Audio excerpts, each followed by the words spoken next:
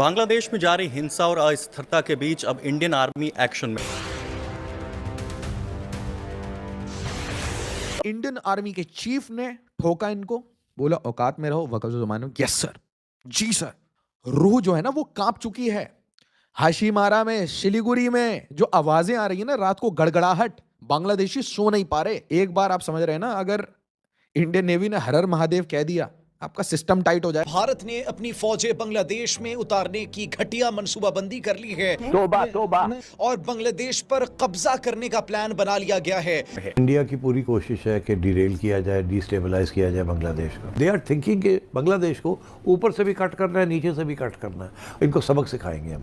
तो अब आप देखिएगा कि India will start promoting this philosophy और pressure on Bangladesh. Indian army silently पूरी गेम को अब चेंज करेगी। हमें डर था कि हमारा चिकन एक बहुत छोटा सा है, इसको काट दिया तो क्या होगा, क्यों ना इसको एक्सपैंड कर दिया जाए। ये दोनों जो चिकन एग हैं, इनके ऊपर अब नजर हमारी पड़ गई है और दोनों तरफ हमने 4 अपने एयर बेसिस और मिलिट्री की बेसिस को हमने खड़ा कर दिया। और यही बात है जिसको अब रिवर्स करने के लिए ये this can hope happen any moment. तो यहाँ से आप सूरत हाल उस संगीनगी का अंदाजा लगा सकते हैं कि भारतीय फौज किस कदर खौफनाक किस्म की जंग छेड़ चुकी है कि जहां पर बांग्लादेश कह रहा है कि हम 7 सिस्टर स्टेट पर आप जो है वो हमला करेंगे कि अगर आपने हमारे ऊपर अटैक किया तो फिर इंडिया ने कहा कि हम आपके नॉर्दर्न बांग्लादेश वाले साइड के ऊपर अटैक करेंगे। और ये वही लोकेशन है, ये वही बटालियन जो 1971 में भी यहाँ पर जंग लड़ चुकी है। बांग्लादेश ने इंडिपेंडेंस हासिल की because of Indian help as well, और रशिया ने भी सपोर्ट की थी।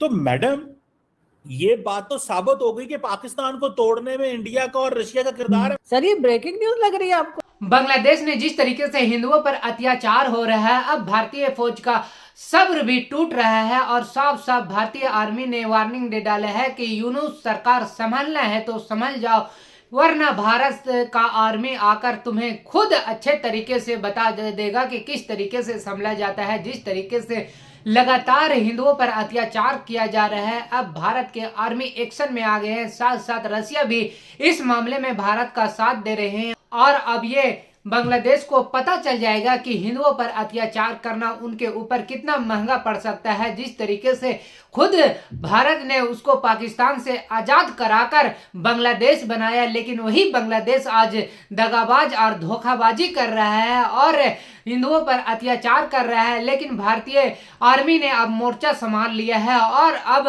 पाकिस्तान के साथ साथ बांग्लादेश को भी अब समझ में आ जाएगा कि किस से हमने पंगा लिया है और भारत के आर्मी अब बांग्लादेश को ठिकाने लगा देंगे। तो रूह जो है ना वो कांप चुकी है। हाशिमारा में, शिलीगुड़ी में जो आवाजें आ रही है ना, रात को गड़गड़ाहट, बांग्लादेशी सो नहीं पा रहे। आप समझ रहे हैं, जब मक के स्पीड पे फाइटर जेट रात के 1 बजे निकलता है ना, इनकी सूख जाती है कि भाई इस सोटी में पक्का बम गिरेगा। इनको नहीं समझ आ रहा क्या हो रहा है, रफाल है या Su-30 है, मारेगा कौन? या भाई पिनाकाज आने वाले हैं, या भाई सारा काम त्रिपुरा में होने वाला है, मिजोरम में होने वाला है। इसके बीच में आपने बैलिस्टिक मिसाइल टेस्ट कर दिया। ये ऊपर देख रहे थे, नीचे हो गया। और फिर इनको अब डर किस चीज का है? म्यांमार में जैसे ड्रोन्स घुसे थे ना, इनको पैनिक हो चुका है। Drone operations band in and around airports. भाई इनकी हालत टाइट है। वार्निंग्स देखिए आप कहां कहां से मिली है इनको। इनके बाप से वार्निंग मिल चुकी है, जिन्होंने इन्हें प्लॉट प्लान पोस्ट किया ना। इसलिए मैं कहता हूं ये जर्मन देशभक्त लोगों को एक्सपोज करिए। कहां से किस दिन फंडिंग लेके उन्होंने वीडियो बनाई थी। शेख हसीना डिक्टेटर है, she was the best friend of India. भले ही वो बांग्लादेशियों के साथ कुछ भी कर रही हो, हमारी कनेक्टिविटी, हमारे सिलीगुड़ी, हमारे सिक्योरिटी इंटरेस्ट के लिए काम कर रही थी Sheikh Hasina. So good for India.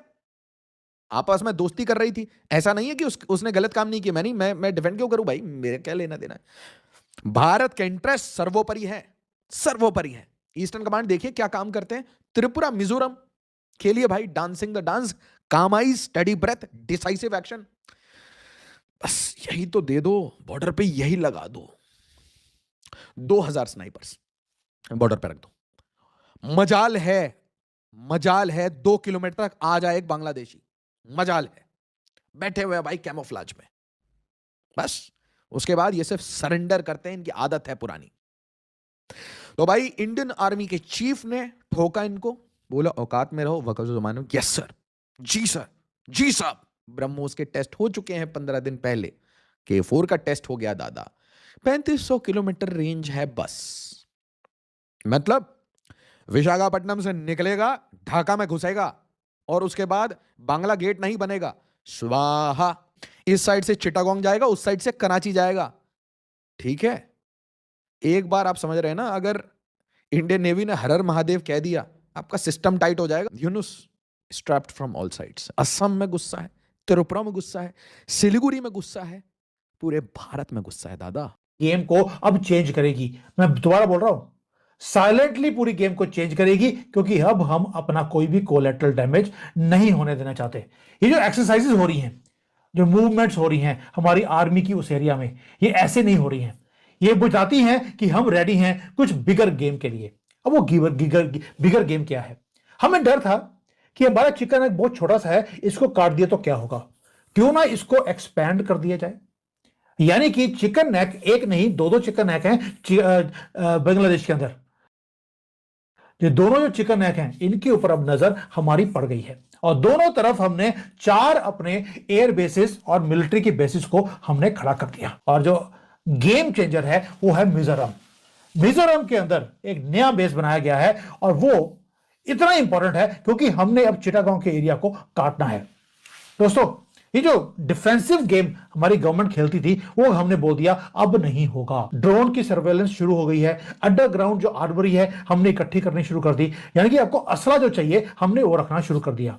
And Bangladesh को मालूम है वो हमारा मुकाबला नहीं कर सकते। हमेशा हमारे चिकन नेक के ऊपर बात होती है। बांग्लादेश के अंदर जो फेटल वीकनेस है उनके 2 चिकन नेक, ये वो चिकन नेक है जो चोक पॉइंट्स हैं इनके लिए। और हमने क्या कर दिया, ये जो है 80 किलोमीटर वाइड एक पट्टी है और हमने बोल दिया अब हम नहीं छोड़ने वाले इनको। यानी कि सिलीगुड़ी से अगर हमने इसको काटने की कोशिश करी तो ये जो 22 किलोमीटर का एरिया है, ये 80 किलोमीटर साथ में जोड़ दीजिए तो 100 किलोमीटर का हो जाएगा। और दूसरा जो नीचे आपको दिखता है फैनी एरिया चिटागोंग के पास, वो भी 20 किलोमीटर का एरिया है। ये भी अगर ले लिया तो हमारा त्रिपुरा और मिजोरम ये दोनों एरियाज बढ़ जाएंगे। और प्लस हमारे लिए एक सबसे बड़ी बात यह होगी कि हमें सी का जो एक्सेस है नॉर्थ ईस्ट को वो भी मिल जाएगा। इसीलिए हमने भी प्रिपेयर कर लिया अपने आप को कि वहां पर पूरी की पूरी आर्टिलरी पहुंचा दी है, आर्मी पहुंच चुकी है एंड यहां पर रिवर भी जाती है। पाकिस्तान के साथ जब हमारा बंटवारा हमने किया था बांग्लादेश का, तो वहां पर रिवर्स को यूज करके हमने बंटवारा किया था। दोबारा से 2025 में इसी रिवर्स को यूज किया जाएगा एरियाज को काटने के लिए। कि इस बार जो 1971 की गलतियां हैं या 47 की गलती है उसको रिवर्स किया जाएगा। अब हमें किसी की परमिशन की जरूरत नहीं है कि नॉर्थ ईस्ट में जाना है तो हमें सिलीगुड़ी से जाना पड़ेगा, बांग्लादेश से कोई रूट चाहिए, नॉट एट ऑल। हम अपना खुद का ट्रांजिट कॉरिडोर बना सकते हैं। वहां पर पोर्ट हमारे पास होगा। कलकत्ता से पोर्ट पे गए और नॉर्थ ईस्ट में पहुंच गए। और चाइना को भी काउंटर करने के लिए ये जो एरिया है ये बहुत ज्यादा इंपॉर्टेंट है। दोस्तों, S-500 पहुंच चुके, सॉरी S-400 वो ऑलरेडी मिसाइल सिस्टम में पहुंच चुके हैं। और एक जो रिंग है फेंसिंग का वो हमने बनाना शुरू कर दिया। ट्रैप पूरा सेट। क्वेश्चन अब ये नहीं है कि क्या अब इंडिया का ये सिलीगुड़ी है ये कट ऑफ होगा, नो। अब ये क्वेश्चन है कि बांग्लादेश का हम